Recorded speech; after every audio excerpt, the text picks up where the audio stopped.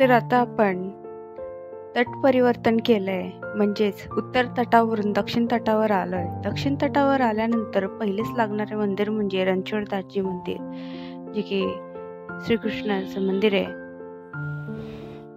अतिशय सुबक अशी आखीव रेखीव काळ्या पाषाणातली मूर्ती आहे. ही मूर्ती स्वयंभू आहे, तसेच दशावतारी आहे. आणि या मूर्तीची एक कथा आहे. ती कथा अशी आहे की एकेकाळी शेत नांगरताना एका शेतकऱ्याला ही मूर्ती त्याच्या शेतात मिळाली आणि ते शेत आजही या मंदिराच्या परिसरात आहे. आणि पुढच्या व्हिडिओमध्ये आपण ज्या ठिकाणी ही मूर्ती शेतकऱ्याला सापडली ते स्थानही आपण दाखवणार आहोत. आणि तोपर्यंत व्हिडिओला लाईक करा, चॅनलला सबस्क्राईब. भेटूया अशाच एका नवीन व्हिडिओमध्ये. तोपर्यंत नर्मदे हर, नर्मदे हर.